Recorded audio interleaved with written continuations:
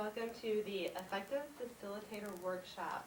More specifically, you are here for Principle 5, which is an information gathering principle, and it's one of several that take place in an Effective Facilitator Workshop that Leadership Strategies has designed. Leadership Strategies is a company in Atlanta, Georgia. They specialize in facilitation skills, and they've put together 10 principles, and you actually have a worksheet in front of you. It's behind your participant guide. Just to give you some context about where what you're doing today fits into a larger picture. They have come up with these 10 principles of facilitation, and on the back of that piece of paper, you'll see a graphic which is similar to what we have up here. They have a model about how facilitation works. They're expert at this. They have the 10 principles in that model, and you can see it's not a real linear flow, that it kind of goes a lot of different directions. There's agenda setting that goes all along the bottom, which is Principle 10, and then you've got preparing for a meeting, getting the meeting session started, then actually closing a session, and then you've got this box, which is actually their facilitation cycle, which has to do with focusing the group, writing down what you hear, the power of the pen, information gathering. Below all that are group dynamics.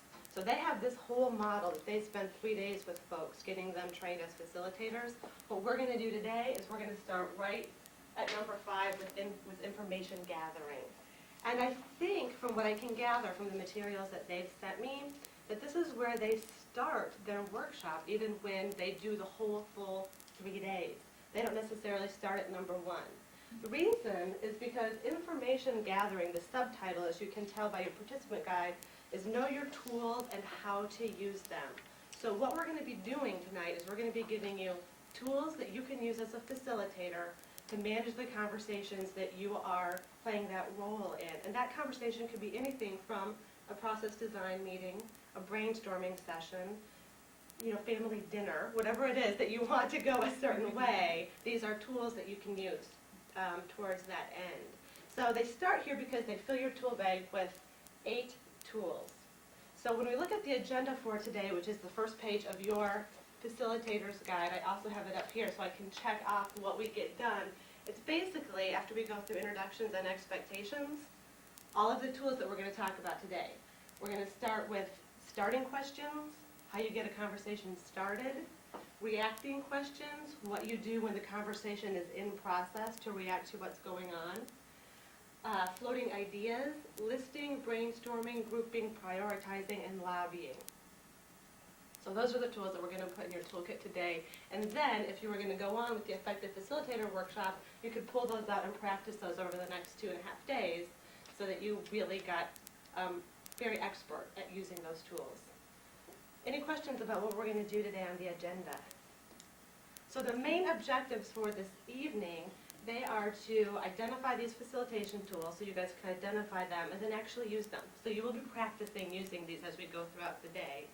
And we also have some ground rules posted over on that wall just to keep in mind as far as setting the tone for the evening. Right now I'm kind of doing a little spiel, but really we're open for questions at any time. You were going to use an open issues list that we have posted up here. If there's something that's a tangent that's really outside the scope of what we're talking about, we can follow up on later. Respect who's ever speaking, not just me, but each other as well, as we get into the discussion. Avoid side discussions. I'll manage time. I know I said 90 minutes at the most. If you need a break at some point in the middle, let me know. It could be a little less than that. And then I put repetition up there twice to make a point. Now, when I was looking through the materials and a lot of their tactics as far as how they've designed this material, they do like to, not only for me to repeat, but for you guys to repeat a lot so that you can really get practice at what some of these tools are and the concepts in terms of identifying them. Any other ground rules I missed? Anything else you want on there to feel like you're ready to go? Okay, great. So then before we dive into the content, I would like to hear from who's in the room so we can get your voices in the room and start getting you participating. So we'll go around, go ahead and say who you are, where you're from, and then also tell a little bit about your facilitation experience and what you might want to get out of a facilitation course. We can start right over here with Kathy. Okay. I'm Cassie. I'm a training specialist at a manufacturing organization. So I do a lot of training facilitation, working with teams, facilitating teams, and discussions. And I'm excited to hear more about these ideas of reacting questions. Okay. Because I think I'm really, really good at like putting together the initial plan. But then if things get off course or start going way different than I expected, these reacting questions and these floating ideas sound appealing. Okay, great. Thanks. My name is Lily, and I have just changed careers. I'm just getting into the real estate business as a realtor. And so my experience with facilitation, we used to facilitate student groups and then as a consultant, business people. But now I'm really facilitating my clients to helping them discern what they want in their home or property, depending, helping them really eliminate things that they don't want. And so just gathering all the information. So tonight I'm really excited. The really grouping, the categorizing, and prioritizing are two of the big things that really spoke to me. Because a lot of times what I've experienced already in my short career is people don't know what they want, or they think they want something and they go in and see something totally different. And I think another good point that you mentioned is that facilitation skills are highly transferable. They're not just really focused on one particular career. So as you're facilitating training groups, I think it's great to see how facilitation skills can help when you're having conversations with one or more people looking for a new home. That's awesome.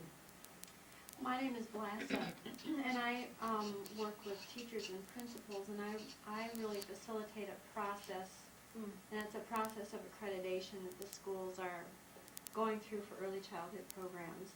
So in doing that, I guess dealing with the people and helping them, I guess I look at lobbying to gain buy-in, because I think we're presenting some parts of a process that they're not familiar with and that they have difficulty actually wanting to do the different things that we're asking them to do. But I know that you have to start out where they are, and so it's a matter of kind of beginning where they are, but really wanting them to end with this accreditation if they can get it. So I'm just interested in the whole process that we're going through. Okay, great. Thanks.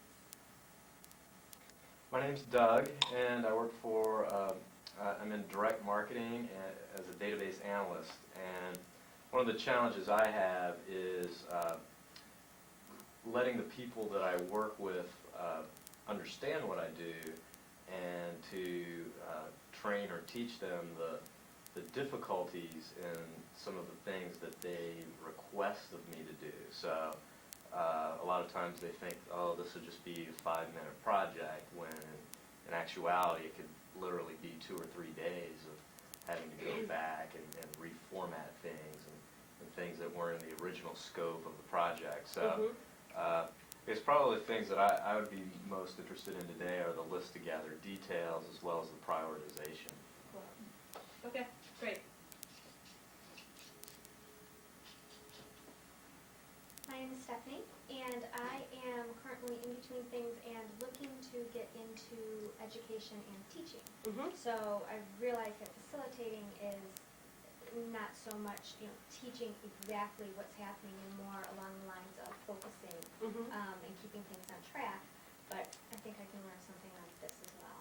Yeah, then that's a great approach too, because you're right, a lot of times facilitating in its purest form isn't really delivering a speech or giving an educational piece, but people also learn by having a conversation in and of themselves. So bringing facilitation into the classroom in conjunction with some of the more traditional methods would be awesome. That's great. My name is Brock, and I'm the HR director for a big professional services firm. And I facilitate a lot. I've got about 60 people that report to me.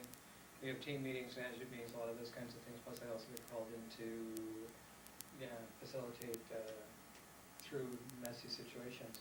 I'm interested in this list around floating ideas and what does that mean? Because we are always trying to generate great ideas. Mhm. So, Great, thank you. And for those of you who don't know me, I'm Betsy Sobieck. I live here in Chicago. And I have been doing facilitation for about 10 years, starting with more training, instructional design, facilitating workshops, but then have turned that into organization development consulting. So I work with organizations who are going through changes and facilitate the conversations they need to have to go in the direction they want to go. I've also this past year started doing some facilitation of conversations in the community. That's around topical events, current issues, that kind of thing, both in Chicago as well as I was in New York City this summer doing that. So I've used facilitation in a couple different ways, and it's great for me to hear that there's a lot of different ways you guys have used it too, because that will make our conversation really rich, that we can bring all that different experience into it. Awesome. All right. So the first tool that we are going to get started doing out of our tool chest, you can turn to the next page, is the starting question. A lot of what we were talking about today is that when you are a facilitator, you need to have a discussion. And having a great starting question is the key to really opening it up so that people have new thoughts, creative thoughts, etc. So how can you have a great starting question? Okay, there's an example here that we're going to think about which type is better, type A or type B. So, Anne, I think you said that you've done some business consulting before. This is kind of a business consulting example. So imagine that you were working with, and you did student affairs, right? You said that? So imagine you're working with people in the Chicagoland School District, and they're the registrars, and they want to automate a manual system. They've been just doing registration manually for years and years and years and years and years. And now they want to actually get an automatic system, a computer system to do that for them, okay? And so you are the facilitator, the consultant that's going in. You have 8 people there, all from different areas of the school system, and you want to get started figuring out what you need for this system. Now, you as a consultant know you basically need 3 things. You need to know what they put in the system, what the inputs are. You need to know what they do to process it, and then you need to know what they want the outcome to be. So you know that going in, and then you get to create a starting question. So pretend like your starting question was type A and read that to us. Okay. The first thing we want to talk about are inputs. What are the inputs to the scheduling process? Excellent. Okay, so now pretend like your first question was type B and read that to us. If you were about to develop a school schedule, what is the information you would need to have close by? Okay, so rest of the group, gut check, what seems to be a better question that would spur a more interesting discussion? B. So right away we have like, okay, I think B is better. And it is better, and we're going to take a look at why exactly that is better.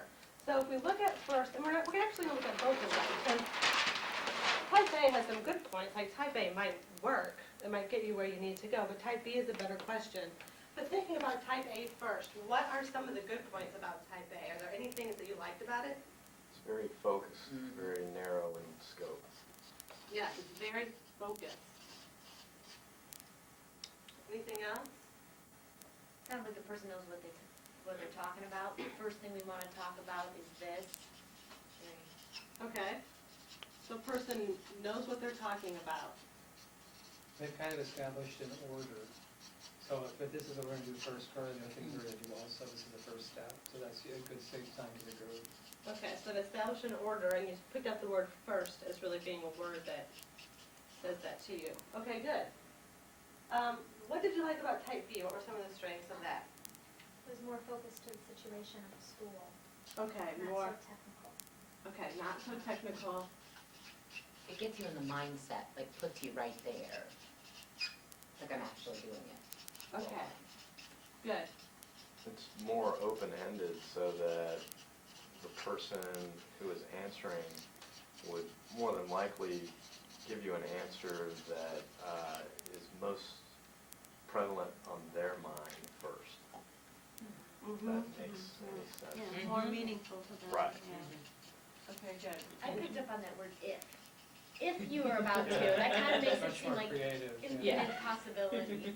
If equals possibility is kind of what you were saying.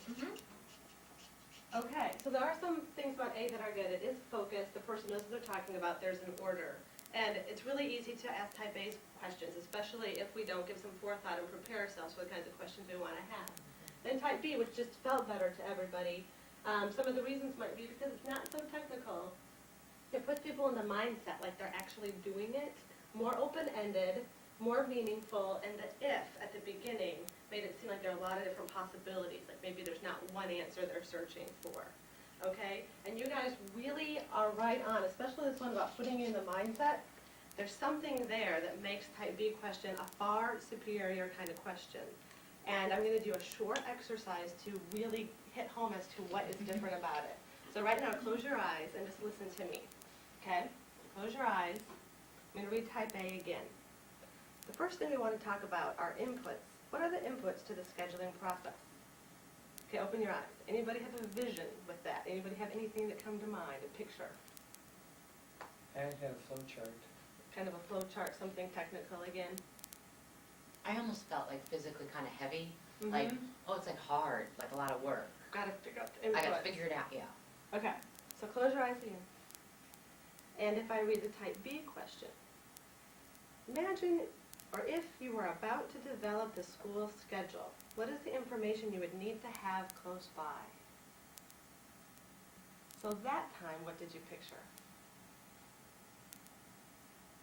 Well, I came up with ideas, you know, of the information. I could think of information that I, you know, would need, whereas when the input one, my first thought was, what do they mean by input? Exactly. You know, it was like input, like what do you mean input? But when you say the information you would need, Yeah. it was like, oh yeah, I'm gonna make a schedule, this is what I need to know, this and that and the other thing, you know, about that.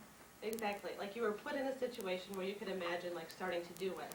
And then you could kind of see, okay, I would need this kind of information. Even not being a registrar, you might not know where it is. But you've made a schedule before, so you could kind of start to imagine what that felt like. Okay. Because the key difference between the two questions is that the type B question actually puts people in a scene where they can see the answers that they need to get. Can we write on these? Yeah, you can write on those, definitely. So the type A question a lot of times just is met with silence because people are trying to define the words.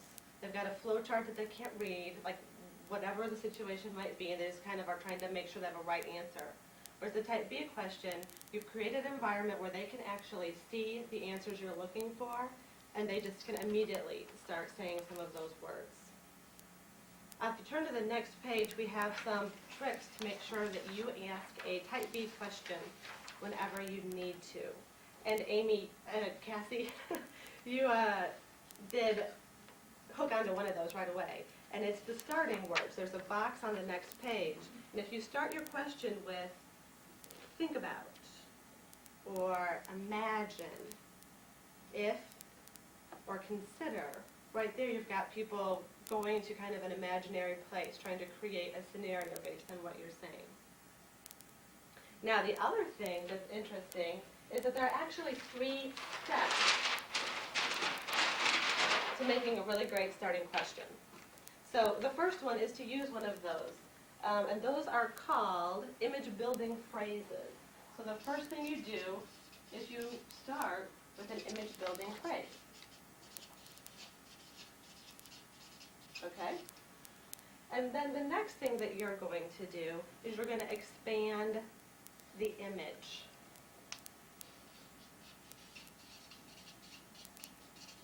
And by expanding the image, we mean making it bigger, making it a little more concrete. You know, imagine you are at your desk getting ready to do the schedule. It's 8:30 in the morning, you have to have it done by 10. What do you do first? You know, that kind of thing. Expand it. And then the third thing, which is kind of interesting, is you actually then ask the type A question. Because at the end of the day, you still need to know what the inputs are. You don't need to necessarily say it like that, but you can say, you know, you're planning the school schedule, what information do you need, and what you get out of that question is what the inputs are to the process. So what you're doing is you're creating an image building phrase, you're expanding that image, and then you're sticking your type A question in there so you get what you need out of the question. Any thoughts on that before we do some practicing? Okay. Now one pitfall just to be aware of is that there is the potential of asking a not very good type B question because you might create the wrong image. So for example, if you're creating an image where they can see the answers, you want to make sure that the answers are there. So say you're working with your spouse, your partner, your guys are going to buy a new car, okay? And so what you're trying to ask is, what features do you want in this new car? And that would be your type A question. What features do you want in your new car? There's no imagery there. It's a little stale. So you wanted to ask a really great question. So you go, okay, imagine you're going to the auto show at McCormick Place. You walk in and there's a sea of cars. Everything new, everything classic, anything you want. What features would you want in your car? Well, the image you've created is a sea of cars, you know, and so then you're trying to hook onto what car you want, but maybe not necessarily the features you're particularly looking for. So a more applicable image might be, you're driving in the car you already have, or you're driving in the car you used to have before, and what's the one thing you always wish you had, and you always go to do it, and you go, oh, if my car would only do this. Cup holders. Cup holder. See, there you got one, right there.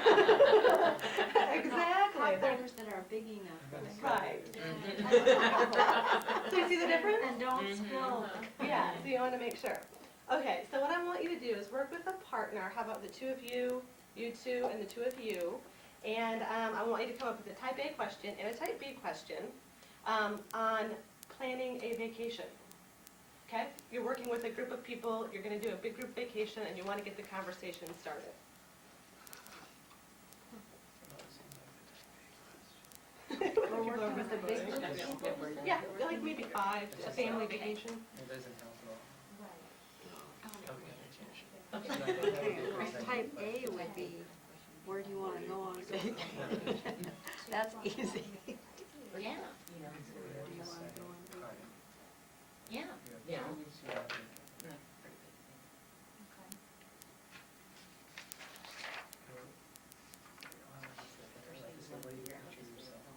Right. But I don't know if that's a good idea. Be like, if you could go Okay. anywhere, where would you It's like to go? Mountains, ocean, warm Yeah, I think colors, so. that's like, but it's too Is it big. too big or Yeah. what thing if you could go? It's gotta be, yeah, it's gotta be okay. Let's see. What are Back you in doing? 3 week. Think about the type of vacation you would want to have. I mean, there's so many types of vacation. That would be like an No. all-inclusive resort. I mean, 'cause you have like skiing or like you want to, some vacations are like working, volunteering vacations, and some are just like relaxing, that you just want to relax. Think about the type you feel like you really need or want. You know, like what can, you know, what would you imagine And I think you yourself? could picture yourself. Do you really need to relax? Right, Or, type A, you know, type B is. Okay. whatever, think about the type, or is that a bad? Imagine yourself on vacation, what would you be doing? Okay, that would be. Then that kind of fits into what you're saying Mhm. there. And they could say, well, I'm on the beach, or I'm, You could go, you know, if you really were the guy that seriously says it once, you know, you were not close to it. Maybe, you know, is there water close by? But I think if you just are picturing. Well, How are what you? types of things would you be doing, maybe? We each Sure. have 1 minute. 1 more minute? Yes. Okay.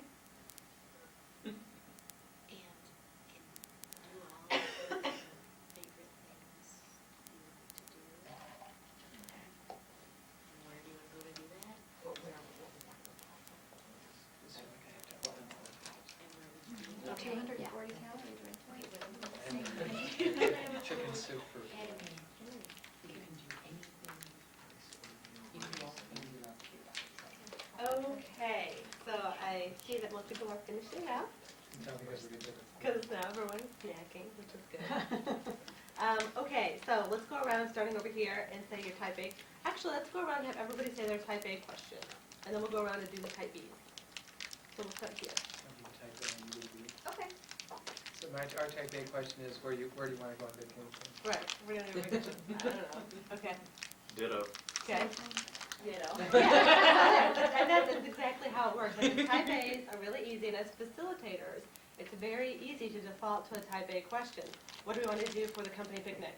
How do you want to spend this money we raised? Like, it's very easy just to do that. So it takes a little pre-planning as facilitators to really think about what would be the starting question, not only to kick off the meeting, but also for every agenda item, when you come back from break, if there's a shift in topic, like each time you're starting a new discussion is when you have a new type B question. And it takes some pre-planning, otherwise you'll just say, where do I go on vacation? Which is, okay. All right, so type B question. Imagine you're on your perfect vacation. What will you be doing? Nice, when you start getting the activities out there. Great. Okay, Leslie? ours were very similar. It says, imagine you are on vacation, what types of things would you be doing? Mm-hmm, good. Imagine you finally have a free week and can do all the things you love to do. What would that look like and where would that be? Awesome. Good. So do you guys get the difference? Okay, so what we've done here is we have talked about, we've done the intro and expectations, and we've talked about great starting questions. So when do you ask great starting questions? At the start of a At the discussion. start of a discussion. When else? Every agenda item. Agenda item. Good. And how do you build a great starting question? With image. A phrase, Image building spin, phrases. image, Uh-huh. and then get back to your type A. And what are the image building phrases? Consider Yeah, Think about, imagine. if Excellent. Good. Okay, so those are great starting questions. So you've started a great discussion, you're in the flow, and now what we're going to talk about on the next page are reacting questions. And this is a tool, and actually, as you can see, there are 8 of them. So 8 tools that you can pull out when you're in the flow of a discussion and you need to keep it going. You haven't reached a conclusion, you need more information or something like that. One thing that I think is interesting is that questions, and I'll explain this, questions are to facilitators like snow is to Eskimos. Okay? Because questions for facilitators, that's the main thing that you're expert in, the asking questions. And there are a zillion different types of questions, and you become really familiar with the nuance of what type of question it is, and who you might ask that to and why. And when you're an Eskimo living up in Alaska, they have over 100 different titles for snow, 100 different descriptions for what snow is like. Like here we pretty much have flurry, blizzard, snow. In Texas, I think they just have snow. Because it's either snowing or it's not. But up in Alaska, Eskimos actually have 100 different words to describe what the weather's like, and it's snowing each time. So with facilitators, it's important to really get familiar with the different types of questions that you can ask to keep a conversation going, which is what we're going to talk about now. So we're going to spend a lot of time with that chart, the reacting questions chart. All right. We'll look at the first 4, and you know, these acronyms don't really spell anything, but sometimes it just helps to have 4 letters as opposed to 8. And also, for the first 4, the word direct is in 3 of 4. So DIR also helps you get started in what these reacting questions are. The first one is a direct probe. Like it says there, it's when you are challenging and probing because you need additional explanation. And then in that last column, it gives you a sample of what a direct probe is. In this case, that's why is that important. That's a direct probe. Example of how you might use this is, I was saying earlier, you might have a group trying to determine what the company picnic is going to be this year. And someone might say, well, it needs to be in the Chicago city limits. And so a direct probe would be, why is that important? And then they would say, oh, well, it's important because we have an agreement, blah, blah, blah, we're the Chicago Public Schools, we should be in Chicago. Or they could say, I don't know, I don't have any idea why it's important, I just thought of it. And you could talk about whether or not it needs to be in that constraint. Okay? So the first one is direct probe. And what's the example there of a direct probe? Why is that important? Yes. Indirect probe. This is when you probe and clarify, but maybe it might be a little intimidating to the particular participant if you directly ask for more information. So it could be that somebody's a little shyer, you're afraid they might be put off if you go, well, why is that important? They might go, whoa, I don't know what it is, and just be shut down. So one thing you can do is you could say, in that same scenario, someone says, our picnic needs to be in the Chicago city limits. You could go, oh, is that important because we have some sort of agreement? Or is it because of, and then they could go, yeah, we actually do, and they could go, no, it's important because.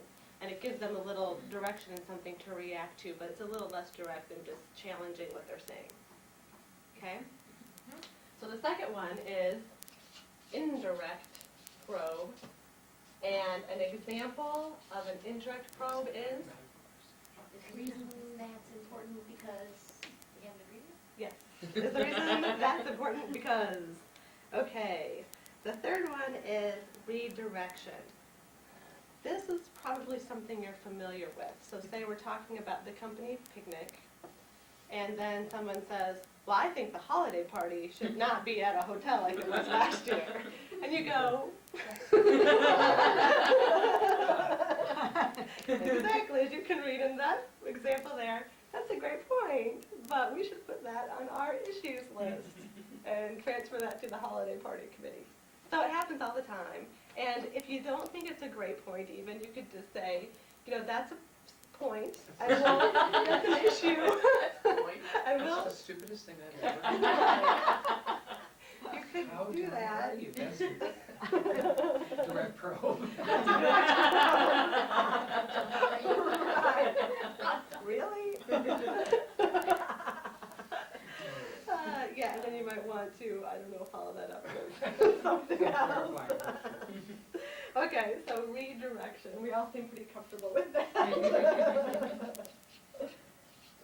Okay, and then the fourth one there is playback. And this is when you're confirming that you have heard someone correctly. You could say, okay, so it sounds like that it's mandated that we have our company picnic in the city limits. Yes, that's true. Okay, then we know that and you can record it. Okay, so the first four are direct probe, indirect probe, redirection, and playback. The second four over here, the first one of that second set is leading question, which leads to other thoughts. So that's when you kind of say, are there alternatives? Or the example in bold here is, are there solutions in the area of? So if we take that same discussion about the company and picnic and budget's really tight or something, and so they're trying to decide what to do about food, or trying to decide what to do about money, you could say, are there solutions in the area of fundraising or donations or volunteering that we could do as opposed to just like catering out the dinner? Are there solutions in the area of donations, etc.? And it gives people a direction to brainstorm in as opposed to just leaving them stuck talking about an issue in a circle. Does that make sense? Okay. So that one is a leading question. And Laszlo, this kind of goes along with what you were saying too about lobbying, that sometimes a facilitator, even though you want to be mostly questioning and neutral, can see that something needs to be said or the conversation needs to go in a certain way. So you can ask a leading question as long as it's still a question and that they can take it wherever they go. Okay.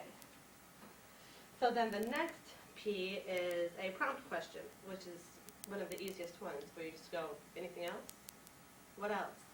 So if you're brainstorming on themes for the picnic or whatever, you just kind of are up here taking notes, you're going, what else, what else, what else? People know that you're ready for another idea, and it keeps the energy moving forward.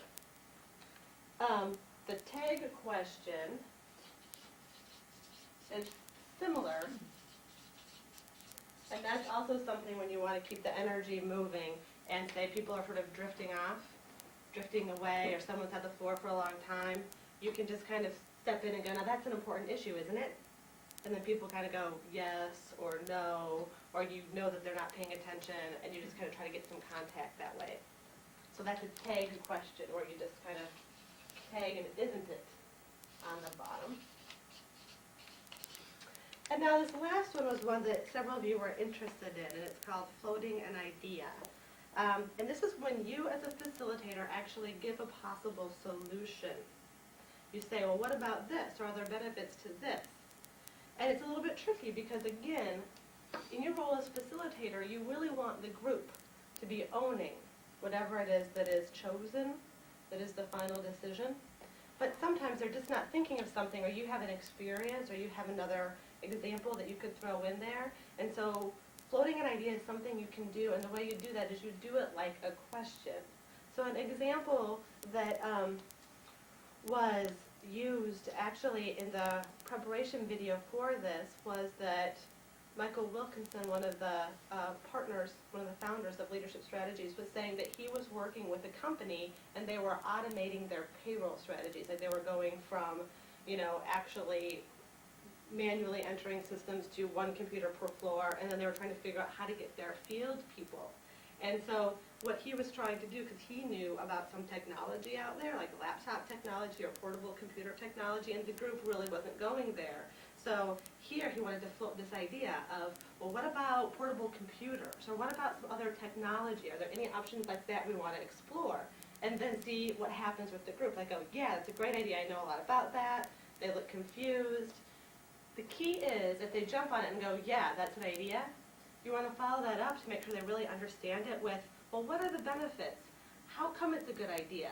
What do you see as valuable? And if they can answer those kinds of questions, then they start to own it and create it as their own idea. If they can't, if they're just like, I don't know, you tell us it was your idea, then it's time to like stop that idea and kind of go back to some other ideas that the group was having. Does that make sense? Any other questions, comments there about floating an idea?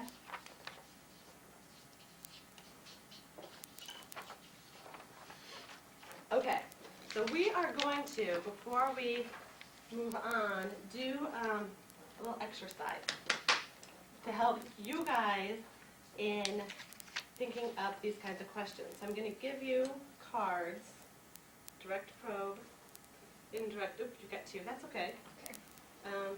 Pass a playback down there, a prompt, they'll give you prompt intake, so as you know, and I'll give you float an idea. Doug. Okay, so this is how this is going to work. Is I'm going to start with a statement, and then we're going to go around in order, and you guys are going to ask me a question, that type of question, and then we'll just kind of keep going with the conversation, okay? So here's the scenario. The scenario is that imagine that we are a sketch comedy troupe here in Chicago, okay? And so I'm going to start with my statement, and then you'll ask a direct probe. We go down here, and then down this way, and end with Doug. Okay, so my stance is that we should have equal men and women participants in our troupe, and right now we have too many men. Why is it important to have equal participants? Okay, well, it's important because it would make us different than the other comedy troupes in the area. It would also give us a depth of perspective in terms of the writing. So now you have an indirect probe. Well, yes, I have two, I'm sorry. Okay, I was that's looking at okay. the other one. Is the reason because you want to be different than the other comedy troupes, because you want to have more people come to the shows? Yes, that's part of the reason, and I also think that we would have a wider appeal to a larger audience. Okay. Can we, Yeah, go ahead, you can ask questions if you need. well, Okay. no, I just have redirection, so you didn't say anything Oh, that I oh. needed them. I lost my place in my exercise. Okay. Can you say something random so I can? Yes, absolutely you can. Okay, great. And I also think that we should make a movie. Okay. Well, that's a great idea, but can we put the movie idea on the open issues? Yeah. And then we'll come back to that in our next session. Absolutely. More time not going to LA and making movies. Okay, absolutely. We can stick to, like, if we should have men and women in our show. Great. Okay. Okay, it sounds like, it sounds like what you're saying is that that there are unequal groupings of men and women in your sketch troupe or comedy, and you would like to make it more equal. Yeah. Because it will appeal to the audience better, is Yeah. that right? Or? Yes, and I'm thinking that we should have some auditions Oh. to get more people involved.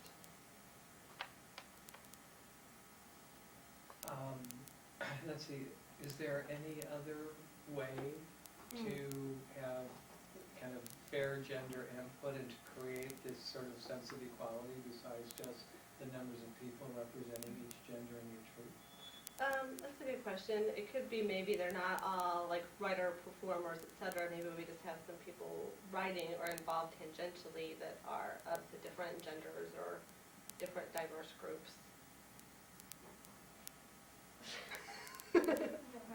Well, what else would be important to drawing people in as opposed to only equal men and women? I guess the quality of the writing and the show that we produce. And that's important. Yes, that is.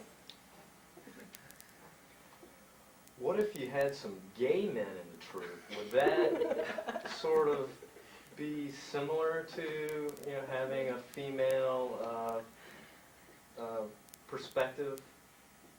In certain ways. All right, thank you.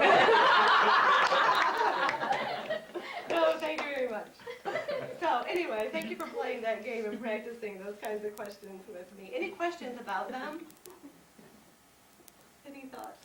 You can see how they're different? Okay. You know, I bet that a lot of us use them almost intuitively, like after a while, you begin to know what works for you and how to get people back on track, but it's nice to, I think it's real helpful to sit back and think about it, because there's probably more ways to do that if you plan ahead. I think so, and again, it's practicing mixing it up too. You might find that as a facilitator, you're always using one of them or two of them, and you might want to practice using some others as well. When we did it, I found myself like floating an idea, like what about this, or is there another way to accomplish that? Or, well, what else? Just to get people thinking. But hearing the other ones, I'm like, oh, you know, a lot of times I don't Yeah, use those at all. yeah. I'm like, Is it like the one, the indirect probe? Is that the reason because, you know, like I was thinking, is the reason that you want a really large master bath because you think it looks cool? Or you're really going to use it? You know, so that would have helped me this weekend. And it will help me on Saturday. Okay, so what we've done is we've asked great starting questions. And what's the key to the great starting question? How should you start that? Consider, imagine. Yeah. Yeah. Image building phrase. Image building phrase. Yep, good, good, good. And then you guide with reacting questions, and these are the 8 questions. Direct probe, indirect probe, redirection, playback. Leading question, prompting question, tag question, and floating ideas. All right? Okay. So on the next page, it goes a little bit more on floating ideas, but it's really what we've already talked about, which is that if you're going to go out there and float an idea, which is appropriate, make sure you're still playing the facilitator role and generating ownership from the group before you move on or before you take that as the final choice. All right? Yeah, I think that, I just have a comment about pulling ideas. I know in some groups, especially when they get sort of tired, and you're trying to come to a conclusion, if you throw an idea out there, sometimes they really grab onto it, and there's really never any ownership. I mean, they're really using your idea, and it never will go anywhere. I think it's real important. I think the examples you said of, you know, do you really, I mean, is this really right? Will this do this? And kind of going back to the group over and over and getting them to own this, because otherwise it won't be your idea. Another one is if it's a time where you're taking notes, you know, how do you want me to write that down? How would you say that? How would you communicate that to somebody else? Who else would be involved? You know, just kind of making sure they really can create it as their own. When you're doing this, do you have to have, when you're facilitating something like this, do you have to have a goal in mind? Like when you're floating ideas, floating ideas, then sometimes you would be floating, it sounds like sometimes you're doing this because the group is not really getting to where you want them to be. Yeah. And so I'm just wondering, generally, for facilitation purposes, should you have had a discussion previously with whomever is organizing that, you know, to see what goals or what they're trying to achieve by this? It depends on the context, and you're right, that there are some cases where you're having a group discussion in order to achieve something. So you might have had individual conversations with your sponsor or even all of the people in the group before you have the group discussion, And then you know that there's an idea out there that someone's not saying, and you actually know it's the idea that your sponsor would like to get out in the open, but they don't want to be the one saying it. Then yeah, that would be a time where you would be able to float the idea and then see if the group does really grab onto it and explains it or not. Now, there could be another context where you're really having a conversation and you haven't met with any people and it's just a conversation for conversation's sake, like a brainstorming or something, and you just, that facilitator, actually just see something that's not being said that you think is a great idea, and you just go, well, what about this? Would this be of any benefit to this group? And they might either go, yeah, and totally go with it, or not. So it would be in either situation, sometimes based on prior knowledge that you have, or expertise that you have, because you know of a way that it would work. But I think what you're saying is true, that there still could be a really great idea. It could be the way you want it to go, or that way the expertise says it should go, or whatever, and the group doesn't latch onto it. And in the role of facilitator, there's not really, you can't make them, you know? That's different. That's like teaching, or that's, you know, mandating or something else. So if it's really about, so be careful. So it's really about, there needs to be this solution and not just like a solution well, the group given the gets to solution. create. Then you might as well just say this is the solution and spend your time talking about how to implement it as opposed to what the solution is. Does that make sense? Okay, thank you. Okay, the next thing we're going to do is we're going to talk a little bit about listing, and this is going to go pretty quickly into brainstorming. So, yeah, listing and and so what we want to do is we want to talk about listing first. We'll do a practice list really quickly, and then we'll go into brainstorming. So, as far as listing here, it talks about that it's to gather. You use a list to gather lower level of details about a broader topic. So what you're saying is that for a goal that's been set for the year, like we want to fundraise this many dollars, United Way always has goals like that, then well, what are your strategies? And you list the strategies that you want to take. And what you do when you're listing is you do 4 different things. You title your chart so that you know what you're listing. Very important, because then when you take the flip chart back to your desk to type the notes, you know under what context that was. So you title your chart. You ask a great starting question, which we know how to do. And then you also want to record the responses. And you want to record the responses that come from the participants in their words when possible. And you want to react appropriately to the responses given. And you react using reacting questions, like we just learned. Because when you're listing, you're gathering lower level detail about a broader topic, so there are some things that might not fit on the list. So you want to react to, well, why is that important? Is that something that needs to be on there? Does the rest of the group agree? And use some of the reactions here, because another example would be if you are putting in a new system, again, to do payroll processes or something. So you'd be listing all of the processes that need to be put into this new system. And so as people are brainstorming this, you might be asking, does that really fit under payroll? Is it something else? So that list fits in that broader category. Okay? So this table here, table 2, gives you some direct suggestions. You know what I think is interesting, and I think it's not what I do, you've got write it down and then react. And I think that I do some, I think I, for the group, kind of start screening. And so someone says something, and before I write it down, I might say, is that important? Does that really fit in? I wouldn't write it down until I got some grouping. What you're saying is you write it all down. And then you say, then you say it. I think it's interesting. And Would you then scratch it off the list if people don't agree that it's important? sure. And I think that part of the power of writing it all down is then everyone does feel heard. Like they said this, and then everyone can see and remember what they're reacting to. They go, okay, so you're reacting to this one.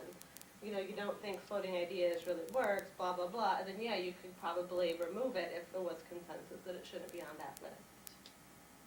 Or if it should be, or you could add to it if it needed to be fine-tuned. It's a good point. So here it's saying participant responses, like, for example, if what a participant says, you don't think is correct. You might say, why is that important? Because you're getting at, is that something that should actually be on the list? If you don't believe everyone understands what was said, but you do, then you might pull out a playback question where you play back what it is that you think they said in a different way to make sure everyone is understanding what they said. You don't understand what is said, and you're not sure anyone else does either. So, what? Huh? So how do you mean? There's another way you could say that. The point is not relevant to the current discussion. We're very good at that one. What do we say at that point? Nice job. That's a good point. That's something we need to discuss at a later date. One or more of the points have not been discussed, so what other alternatives are there? The group is temporarily stalled. There's nothing. There's no one's coming up with any more ideas, and you think there's more out there. So then you can recap what you have. Like, okay, so we have this, this, this, and this. What else? A potentially available solution has been overlooked, and this is where you float an idea. So again, you might have some expertise and other experience, or have spoken to someone before the meeting, and you know there's some other ideas out there, so you float it to see if it catches in. Okay? So that's something about listing. We'll do a quick list. Super Bowl snacks. Okay? So, I have the title up there, Super Bowl snacks. So if I ask a great starting question, okay, imagine that you're watching the Super Bowl on Sunday, and you have everything in reach that you want to eat during the game, eat and drink during the game. What Super Bowl snacks do you need to have? Little Smokies. Okay, Little Smokies. Mike's Hard Cranberry. Mike's Hard Cranberry. Okay, Mushroom dip. mushroom dip. Is that important? Yes, very. Okay. Anything else? Beer. Beer. Sierra What else? Nevada. Nuts. That's Okay, anything else? Is there a particular kind of nut? Do you like the mixed nuts? Yeah. Okay. Mixed? Although salted in the shell peanuts, we Ooh, threw a lot of yeah. those once at a Super Bowl party, that was just about In the the nuts shell and beer. peanuts. Four different flavors of chips, one for each quarter. 4 different flavors of chip. Okay, chip flavors, 1 for each quarter. Okay. I'll put quarterly, is that okay? Quarterly? Sure. Okay, great. Okay, anything else? Okay, what about, shrimp cocktail? I had that on the tip of my tongue. You did? Yeah. So I'm floating that idea, okay. Probably other drinks, like some sodas. And other beverages. And how about chocolate chip cookies? Okay. Okay. Are there, any reactions or questions that you guys have to any of these items? What is mushroom dip? Okay, great. It's Parmesan cheese and Swiss cheese with mayonnaise, all mixed together with mushrooms that have been sauteed. and baked. And what do you Really? dip What do you into serve those? them on? Yeah. I like wheat thins. Wow. Did you slice up the mushrooms? Is there like in the mushroom pieces? Okay. Perfect. Is there anything we need to consider about allergies or other concerns people might have? Yes. I'm allergic to shrimp. Okay. Oh, fine. I can be in the room. Okay, so you could be in Have the room, so not touching other food. Okay, great. Well, we could have a list of ingredients by each food. Right, we can get more detail. Okay. Can we add in no cats? All right, now what if I said, cranium? Cranium. Cranium, so you're talking about the game, aren't you? Yeah. Okay, could you explain a little bit more about the game for the group? Well, it's a game everybody plays, and they've divided up into different sort of frame parts so that you can act out something, you can write something out, you can shape something. It's very interactive, it's the best of Pictionary Well, and, Oh, okay. Yeah. I'm supposed to listen yeah. respectfully. Ground rules, people, Yeah, ground yeah. rules? Yes. Yeah, Okay, great. So Go ahead, you had a question? Well, how does, I guess I was wondering how that fit, if we're watching a game, how So can we be then- playing a game, so. So is that on a, should we put that on the issue list? I think maybe the issues list, you know, maybe someone could bring it, but I just doubt Because that it doesn't anybody. fit under Super Bowl It snacks. doesn't seem to. Are you comfortable putting it on the issues list Sure, for when we get to games? okay. Because really, we're watching the Super Bowl? Okay. Okay, great. So do you see how that works, though? That, you have 5 minutes on the tape? It's 55 minutes. I'm sorry, or getting, the cameraman was getting me signal. Okay. All right, so So I that just want to works make a well. point about Yeah. cranium and this idea of listing and then reacting. Because I didn't list See, it. and I think that that is more normal to say, oh, that's interesting. Yeah. Rather than putting it up there, everybody looks at how stupid I am. You draw a line through it. You draw a line through it with an arrow to the issues list. So I just think that's interesting. I mean, So- I'm just saying that in That reality. these steps might not be linear. Yeah, I think It so. might just be something that you know Yeah. to do. Now, that was such an odd example that it would, I mean, like you said, it was just your example. Why would you? What are you talking about? What's going on over there, Brock? I'm making a point. Yeah, but anyway, Yeah. but I just, but it felt, the way you did it was, I think, felt right. If you would have listed it up there, we would be looking at What each other is going. that? So Okay. did you just do that to get us all off, or were Well, you no, I really wanted to see thinking of how it would cranium? work. He's thinking about this issue. Is it always title, ask a great question, record everything, and then react? Or do you react and record kind of interchangeably? So, okay, excellent. Now, we're gonna talk about brainstorming. We're gonna come back to this list later. But we're gonna talk about brainstorming right now and how that's different than listing. How many people have been involved in brainstorming before? Most, everybody? Okay, great. So you know that brainstorming is to generate ideas. You just want all the ideas out there. So when you're brainstorming, you still would title your chart. You still would ask a great starting question. You still would record ideas. But the thing that you won't be doing that's different is you're not going to have any kind of reaction, because when you're brainstorming, anything goes. Part of the deal is to not be judgmental and just get everything up there when you're coming up with ideas. That make sense? So there's a table here that has brainstorming guidelines. We're going to go ahead and do a brainstorm, and then we'll come back to this. I did notice when we were going through the introductions that a lot of you have actually planned for meetings, have meetings either one-on-one with people or with groups of people, have done that either in this current career or previously. So for our brainstorming, what we're going to do is we're going to set the stage that you got a phone call this morning from your either partner or superior, somebody that you're in business with, and they were supposed to be designing, facilitating, managing a meeting in 3 days. And it was a meeting with one of your top clients to figure out what they're doing for the year, kind of strategic planning for the year. Okay, so they call and they say, family emergency, I haven't done anything for the meeting, I was gonna do it all tomorrow, you have to do it because I'm going out of town and I'm not gonna be back. So what I wanna brainstorm is, you're in that scenario, you have a meeting to plan in a couple of days, what are the kinds of things that you need to do to plan for this meeting? Okay, so we can go ahead and just start throwing out ideas and I'll start capturing them. Get a room. Okay, room. Good, Number of participants. good, Understand expectations or desired outcomes. okay. How would you do that? Well, I talked to my partner first to see if he had had a conversation with our client, and if he hadn't, then I'd get on the phone with my client and schedule some time to talk. Okay.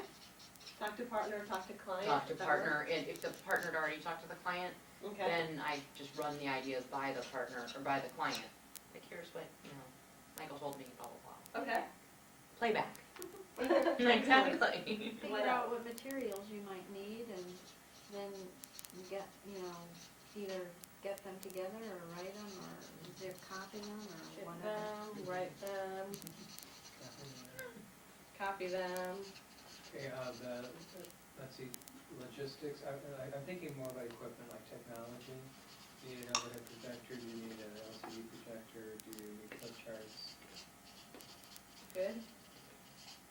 Name tags, everyone always forgets name tags. Name tag. Also, do the participants know each other? That would be interesting. Okay, what else? Form a great starting question. Great. Okay. What else? Order food. Okay, I'm gonna number these, just keep track later of what we've got. 10 is order food, what else? You also have to know the time frame of the meeting, how long it was supposed to Time frame, be. Dress code. dress code. Okay, and what would you do, okay, go ahead. Any, oh, go The ahead. objective of the meeting? The objective. And a couple more. Any like special restrictions or constraints of the participant or participants? Okay. All right, and then one last one, we have 15 up here. Makeup of the participants. Are they Okay. managers, school teachers, children? But kind of, Okay, awesome.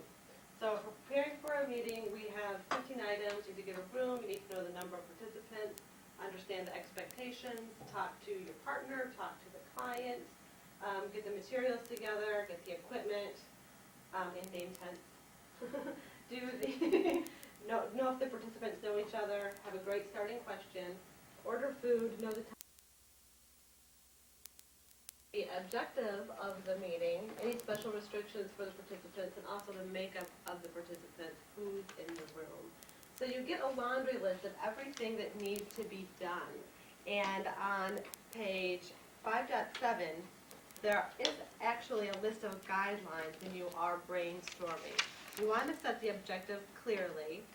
You do want to set a time limit. I didn't do a good job of doing that because I was managing it myself in context of this particular discussion, but you want to make sure it's clear how much time you are just generating ideas. Prohibit the judgment on any idea, encourage creativity, because out of the ordinary solutions still get recorded and might generate some other ideas. Keep the pace moving, go for quantity, the more is better at this particular time, and then you're going to follow a brainstorming session with some type of grouping so that you can organize this information in some categories and make more sense of it than just the laundry list. And that's what we're going to talk about next, is grouping. And so again, what's the difference between listing and brainstorming? What's the main difference? Oh, the reaction, okay. Celeste had her hand up? no. No, I was gonna say what he said, Yeah. you don't react, you just take all the ideas and write Yeah. them down. I mean, you may react, but you don't Mhm. react. You may have an internal reaction, but you don't say no. Okay, great. So what we're going to do now is we are going to group this list. And the way we're going to do this, we're going to go through a process that again is outlined in your participant guide, and it's actually outlined on page 5-10. There's a whole chart that shows you this technique. But instead of going through step by step, we're going to do it. See what happens, and then we will go over the chart later. Okay, so grouping technique. Do you want to close the door? Thank you. So the first thing we want to do is just start going down the list and look at this first item and think if there's a broader category that that item might fall under. And we would consider that our first category. So a room reservation, what's a broader category in meeting preparation that might fall under? Logistics. Logistics. Sure. So we'll say that category A is logistics. And then we'll put an A by room. Okay. And so number of participants, does that fall under logistics? Or is that a new category? You're saying no, it's a new category? I think it's a new category. Okay. What would that category be, potentially? I think participants is worth leaving a category. Okay. So we have A, logistics, and B, participants. And that one is B. So number 3, understand the expectations. Does that fall into logistics or participants? Maybe the content? Is that Okay. Yeah. I like that Yeah. idea, That's good. I like that. C is content. Okay, so then you're talking to the partner. Does that fall under logistics, participants, or content? Content, Content? Preparation. it's all. It's So all under- preparation. Talking to the client.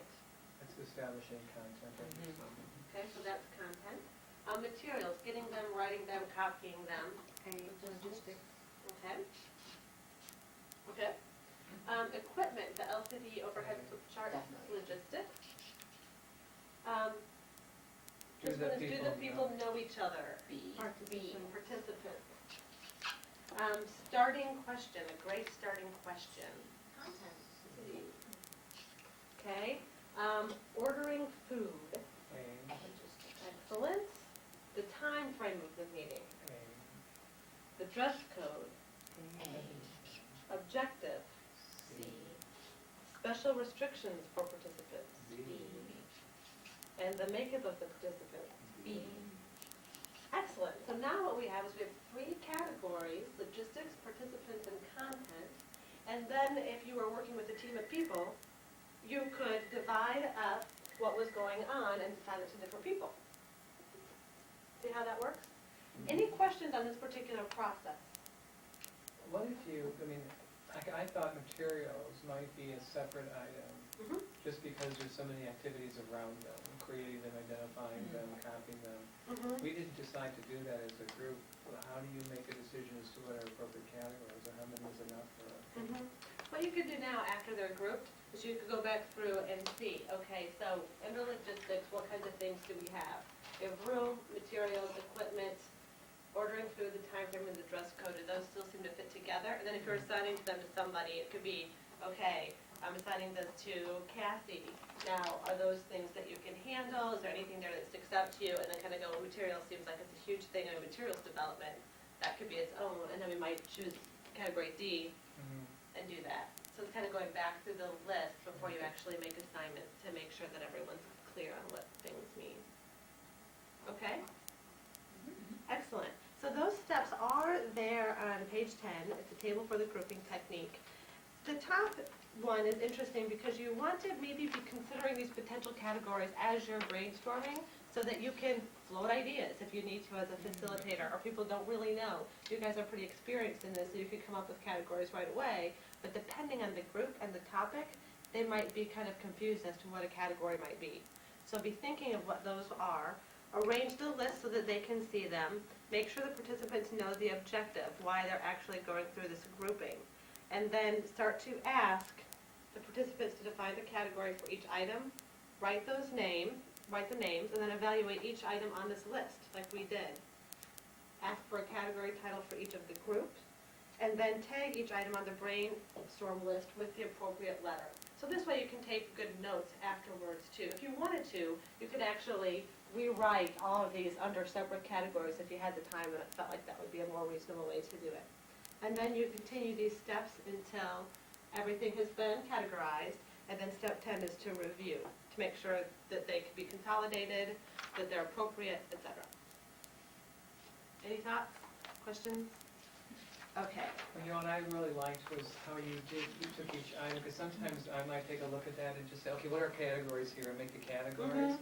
I really liked how you took the first item and said, okay, now does this fit into that? No, that's another category. It was much more systematic. It felt much more organized than just saying, oh, you know, what are all the categories in this thing? And you'd be starting to brainstorm categories. Right, and then you really get kind have of to do stuck that. into, I like that. yeah, so it is a more methodical way to do it, because it's funny how clear it is when you get to an item that's not a category, you're like, oh no, it doesn't fit anywhere. Sure. It just kind of evens out. Good. Now, one of the last things, we have 2 more things to talk about. The second to last, and actually we can go over here to the agenda. Doug pointed out earlier that I wasn't checking off my items. We've talked about the floating Nice idea. catch. We have listed, and now we've brainstormed and grouped. So we have 2, prioritizing and lobbying. There are several prioritization techniques listed on the next page here. And we're going to do one of them, okay? So I'm going to go back to the Super Bowl snack list, and we're going to prioritize the most important snacks, okay?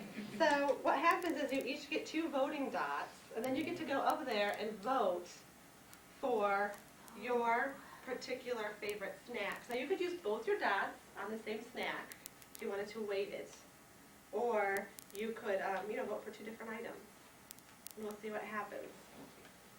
All right, so go ahead, you can get Go started ahead if and you vote. want. All right.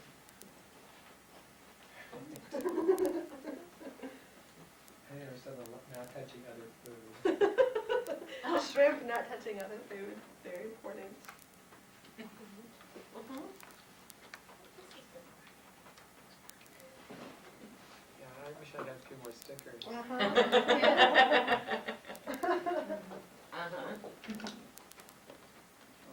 that everything get one? No. Do we need to do more stickers? I think so. It's a conspiracy. What pie should I get told you? Beer and little Smokies just left into the lead. Ooh, we got one sticker left, or 2 stickers left. Just 6 months ago, I went over 5 little Smokies in the grocery store. Okay, so what rose to the top of the pack here? We've got 3 things that have 2 stickers. Little Smokies, beer, and nuts. In the shell peanuts, to be very specific. Yeah.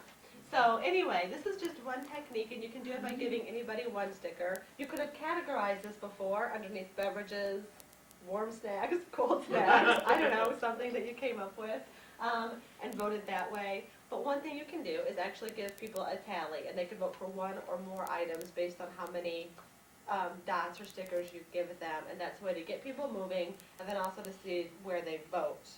It's not too different from just asking the group, like if you had to vote for 1, what would you vote for, what would you vote for, what would you vote for, and going around the group, because it still is obvious who's voting for what. If for some reason you wanted to have something that was more private, a private ballot, you could do the slips of paper and have people vote. Now they also have some things here, some examples of how to, at the bottom, how to weight the vote with a point system. So you could have 3 points to your top choice, 2 points to your second, etc. Or give people 5 dots and they can vote either all for 1 or mix them up the way they want depending on what the outcome is. And so it's something to play with depending on what you need to do. But both grouping and prioritizing help you take lists of things that seem overwhelming and then find out either what is most important to a group as far as decision making, or what categories things fall to as far as assigning different roles, etc. Ways to make sense of a lot of information. Okay? And on the last page here is lobbying. And there's just a couple points, 1 point here, a main one, and that is that before you do a voting process, what we could have done is gone around and people actually say why their snack should be voted for, or whatever it is. They got it explained and done a little bit about, hey, this is why it's a really good idea, this is what it would be, etc., so that before things are actually prioritized and get votes or tallies, people have a chance to ask questions for it, and people have a chance to promote their particular idea. So that's the concept of lobbying. Are there any questions there? Okay, so it talks about, the one thing you might want to do is do a time limit. If you're actually going to do lobbying, like depending on, the controversy of the issue, you might want to make sure that people have 2 minutes to say why their issue should be voted for. Something I've heard, and maybe it's I've thought of it along these lines, is actually had people lobby or make the case for a different point of view. Oh yeah, that's a Yeah. great idea. It's And a really good then idea. you get to understand it better and Uh-huh. kind of talk yourself into another perspective. Yeah. Or we could put it on the open issues. Okay,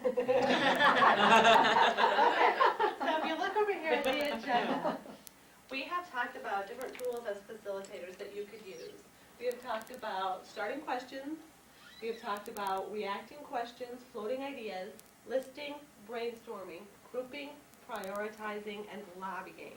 And those are all different tools that when you're facilitating any kind of discussion, you could use at any time to get the conversation going in the direction that you want. So on that note, thank you very much for your participation this evening. Does anybody have any other questions or final thoughts? All right, well, thank you very much. Very I helpful. appreciate it. Thank you.